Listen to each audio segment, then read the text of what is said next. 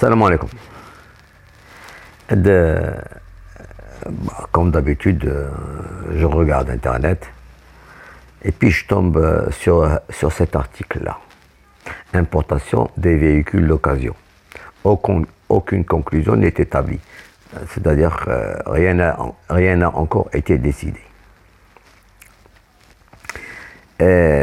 Moi, j'arrive vraiment, je me demande, parfois je me pose des questions, où là, j'essaye de dire aux responsables algériens, si vous n'êtes pas capable de diriger un pays, faites appel à des étrangers pour qu'ils fassent fonctionner ce pays qui s'appelle l'Algérie. Depuis 1962 à aujourd'hui, vous n'avez pas été foutu de gérer ce pays-là. Vous l'avez mis à genoux. C'est la banqueroute. Vous vous rendez compte? Un pays dont 98% de ses exportations ne sont que des hydrocarbures. Voilà. Alors, mais pourquoi, ce qui serait simple, très très simple, c'est que le pouvoir algérien, la mafia qui est en Algérie, ou ceux qui dirigent l'Algérie, ce qu'ils ont de plus simple à faire, s'ils n'arrivent pas à imaginer, alors ils n'ont qu'à imiter le cas marocain tout simplement, dans le domaine de l'importation et de l'exportation des voitures. Parce qu'il faut dire que on est parti du même point, un même départ. Le Maroc n'était pas exportateur de voitures. Le Maroc n'était pas fabricant de voitures. Il avait été à un certain moment monteur, c'est-à-dire assembleur de voitures. De assembleur, il est passé à fabricant de voitures. Mais pourquoi est-ce que l'Algérie n'a pas essayé d'imiter le Maroc dans cette démarche? Vous vous rendez compte? Le gouvernement algérien a décidé d'octroyer 2 milliards de dollars, pas plus, à tous les assembleurs de voitures en Algérie. Donc certains vont disparaître. Déjà, il y a 2 assembleurs qui ont touché le plus gros magot, 600 millions de dollars. Il y en a 2 autres qui ont touché 300. Qu'est-ce qui reste? Il reste 200 millions à se partager avec la dizaine d'autres assembleurs. Voilà. Ce qui veut dire que cette histoire de voiture, moi j'en ai parlé il y a 5 ans, 6 ans de ça. J'avais dit que ça va être un vrai problème en Algérie, l'histoire des voitures.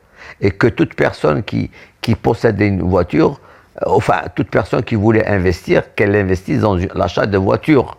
C'est pas de l'argent perdu, les voitures. Comprenez? Alors, maintenant, l'Algérie, elle a trouvé le moyen, parce que vous savez, qu'est-ce qui se passe? Quel est le problème de l'Algérie? Le problème de l'Algérie, c'est l'hémorragie de devises. L'Algérie essaye de tout faire pour freiner cette hémorragie de devises pour ne pas, si elle est entamée, le magot financier qui est entreposé dans les banques étrangères, pour essayer de le faire durer le maximum possible, il faudrait minimiser les importations, c'est-à-dire les sorties de devises. Alors, qu'est-ce qu'elle a trouvé comme moyen malin? Vu que maintenant, elle ne va donner que 2 milliards de dollars alors qu'avant c'était presque 7 à 8 milliards de dollars. Maintenant, elle ne va débourser que 2 milliards de dollars. Et elle va forcer les Algériens à importer des voitures étrangères de moins de 3 ans. C'est-à-dire des voitures d'occasion de moins de 3 ans. Presque neuves, voilà. Sauf que les Algériens doivent disposer d'un compte en devise. Vous voyez, c'est là où ça se joue. C'est-à-dire que la devise qui tourne dans le pays et qui sert aux importateurs, qui sert à voyager, qui sert à toutes sortes de trafics, doit être mise dans des banques, dans des comptes en devises pour que l'Algérien puisse importer une voiture de moins de 3 ans. Donc, c'est de l'argent, c'est des devises qui doivent être remises dans le circuit, dans les circuits bancaires. Voilà. C'est ce qu'ont trouvé ces gens de l'Mouradia ou enfin, ceux qui gèrent le pays en ce moment. Voilà. C'est du n'importe quoi, Et dire qu'à un certain moment, l'Algérie et le Maroc sont partis du même pied. Non seulement ça, l'Algérie avait une avance par rapport au Maroc. Le projet Renault qui s'est installé à Tanger a été d'abord proposé à l'Algérie, qui n'en a pas voulu. Oui. باش كتعرفوا باللي راه هذوك الناس ربي نزل عليهم النعله au vrai sens du terme.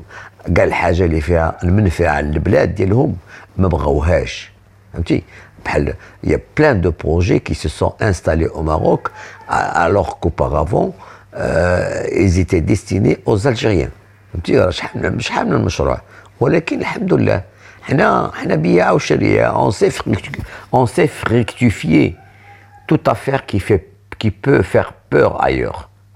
الجزائريين كانوا خايفين من القضيه هذه او كان عندهم شي مشاكل مع فرنسا ولا مع المهم حنا الحمد لله شفنا النتيجه à long terme à moyen terme عرفنا باللي فين غتكون المنفعه سي با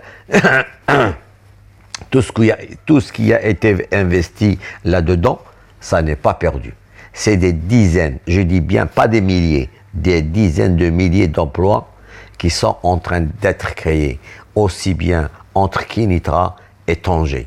Vous vous rendez compte le nombre de sociétés qui viennent s'installer au Maroc pour construire des éléments des voitures, des accessoires de voitures, pour que d'ailleurs, vous l'avez dernièrement lu et vu, Peugeot démarre avec 60% d'intégration. 60% d'intégration. Et dans moins d'un an, ils seront à 80% quand toutes les sociétés, quand toutes les sociétés auront démarré la fabrication des pièces.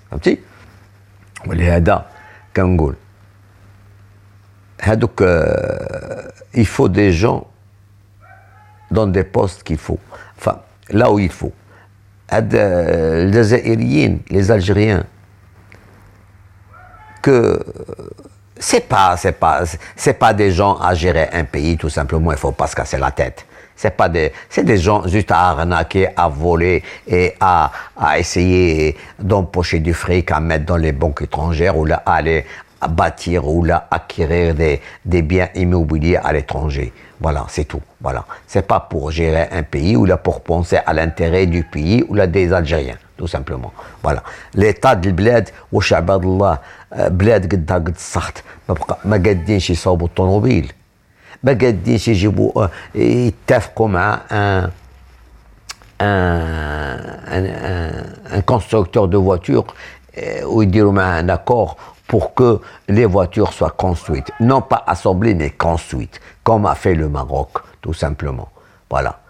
الأصدقاء, c'était juste une vidéo pour حيت هذا l'article m'a عجبني فاش عجبني j'avais lu le même déjà mais bon ها اللي عطى الله دابا البلاد هاد الناس بلادها قدها قد السخط كتحت اللي عندها كتكسب plus de 75 milliards ou moins de 80 milliards de dollars في les banques étrangères ومضاربة عارفة راسها باللي راه d'ici quelques années elle sera dans la merde au vrai sens du terme, elle n'aura même pas de quoi importer, quoi manger. Alors ils essayent par tous les moyens de faire un frein à l'hémorragie de devises. Voilà, tout simplement. Allez, et les cas et portez-vous bien.